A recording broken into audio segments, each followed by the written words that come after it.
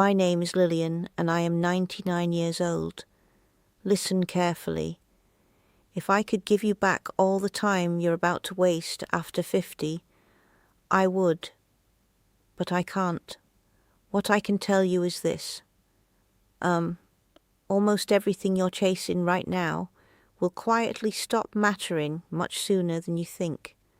And it's not about regret. You see, it's about clarity.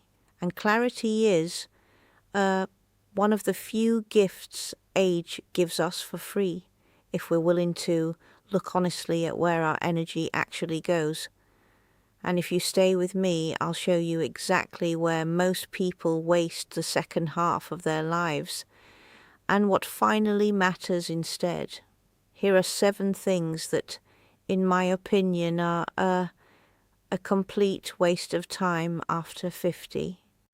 And the 7th one is the hardest to accept because it feels reasonable until it costs you years, and what's worth focusing on instead.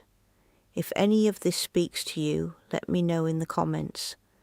I read every single one. 1. Competing with other people. Most of us were raised in competition mode. Grades, careers, promotions, money, everything was a scoreboard. But around 50, if you're still doing this, you realize you're not even in the same race anymore. You're just running circles in place, trying to prove something no one's keeping track of. Comparing yourself to others is a waste of time because everyone's playing a different game. You see someone your age who just got promoted, bought a bigger house, or seems to have the perfect retirement plan, and suddenly you feel behind. But you don't even want what they have. What can you focus on instead? Compete with your past self. Measure progress by how aligned your life feels with what matters to you, not by how impressive it looks to others. And if you're more grounded, more at peace, and more yourself now than you were 5 years ago, congratulations, you're winning in ways most people will never understand. 2.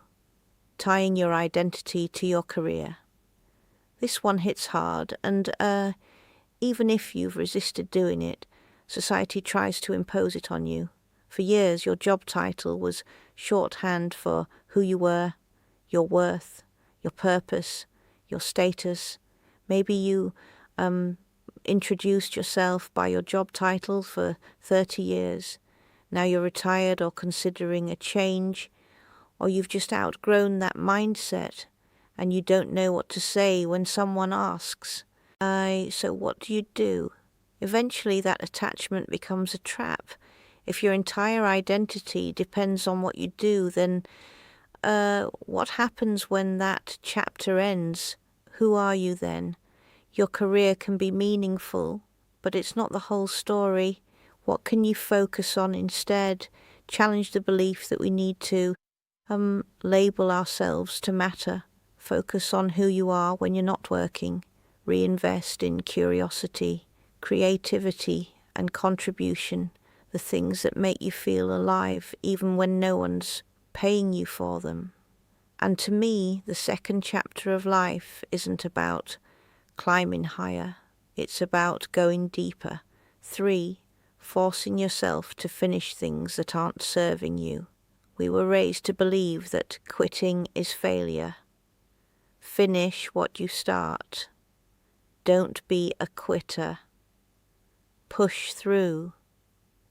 So, we force ourselves through books we're not enjoying, shows that lost us 3 episodes ago, projects that stop mattering halfway through, hobbies we convince ourselves we should love, but never actually did. And here's what happens. You waste hours, sometimes months or longer, on things that add nothing to your life, just so you can say you finished. After 50, you start realizing your time is finite, really finite, and spending it on mediocre experiences just to avoid the label of quitter is one of the worst trades you can make. What can you focus on instead? Give yourself permission to stop. Redirect that time and energy toward things that actually engage you, challenge you, or bring you joy. Life's too short to suffer through things that don't matter just because you started them. Finishing something mediocre doesn't make you disciplined. It just makes you stubborn. Your time is the most valuable thing you have. Spend it on what's actually worth finishing for, doing things because you think you're supposed to. How much of your life is spent doing things out of a sense of obligation? And I don't mean the unpleasant realities that we have no control over, that we all have to muscle through in life at times. I'm talking about the things that we have control over but convince ourselves that we don't because we feel like we need to do them just to be polite or to be accepted. So you're in another family gathering you didn't want to attend, another committee meeting you joined out of guilt, another favour for someone who never reciprocates. There's a difference between genuine kindness and people-pleasing. One comes from choice and healthy self-sacrifice. The other comes from resentful feelings of obligation related to fear. What can you focus on instead? Invest your energy in relationships and commitments where your presence is valued and reciprocated. Do things for others because you genuinely want to, or because you know it's the right thing to do and you're okay with that. Not to earn love or approval. When you give from a place of choice instead of obligation, you'll feel less stressed and resentful. And when you do give, you can give fully. 5. Needing to be right. Arguing endlessly online or in real life is one of the biggest wastes of energy there is. And by 50, you've hopefully learned that most people aren't looking for truth. They're looking to win.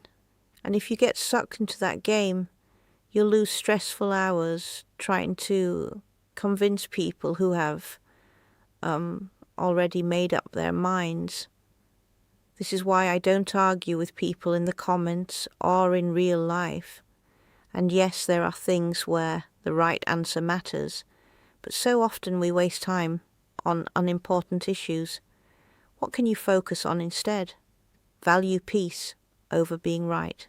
Channel that energy into actually learning and growing instead of defending your position in pointless debates. You can still have opinions and boundaries, but you don't have to debate your existence in every conversation. Learn to say you might be right or just say nothing and move on. The moment you stop needing the last word, you reclaim your sanity. 6. Tolerating energy vampire. And you know exactly who I'm talking about. People who only call when they need something. Friends who turn every conversation back to themselves. Acquaintances who leave you feeling drained every single time you interact with them. These aren't necessarily bad people. They're just expensive. And after 50, you realize you can't afford them anymore. Every hour you spend with someone who depletes you is an hour you're not spending with people who energize you, or just spending time alone if that's what you prefer. Every conversation that leaves you exhausted is energy you could have invested in something that actually matters. What could you focus on instead? Invest your time and energy in relationships that are reciprocal, where you feel seen, valued, and energized instead of drained. You don't owe anyone your presence just because they're used to having it. It's not cruel to create distance from people who consistently take more than they give. Protect your energy like the finite resource it is. Spend it on people who appreciate it and give back. 7. Expecting people to be different than they are. This is one of the last illusions to fall away in midlife. The belief that people will eventually become who we wish they were. They won't. And holding on to that fantasy keeps you stuck in disappointment and resentment. Now let me be clear, having standards isn't the problem. You absolutely should expect honesty, respect, effort, and reliability in your relationships. Those aren't high expectations, they're the foundation of trust. But here's the distinction. It's one thing to expect certain behavior because it's part of a healthy relationship. It's another to keep expecting that behavior from someone who's consistently shown you they're not capable or willing to give it. Your expectation may be reasonable, but your insistence that this person will eventually rise to meet it is where you start losing yourself. When someone repeatedly shows you who they are, believe them. What can you focus on instead? Accept reality without bitterness. You can't control how other people behave, only how you respond. See people as they are, not as you hope they'll become. And that doesn't mean giving up on standards. It means recognizing the moment when holding on to hope turns into self. Betrayal. Once you stop expecting people to become someone else, you're free to make an honest decision. Can I live with who this person actually is? Do I need to adjust my expectations, or do I need to create distance? That's where peace begins, not in changing them, but in reclaiming your clarity. Please like this video if any of this resonated with you. And if you've learned something similar in your own life, I'd love to hear about it in the comments below. Subscribe if you're trying to live a better second chapter. I really appreciate your time. Have a good day.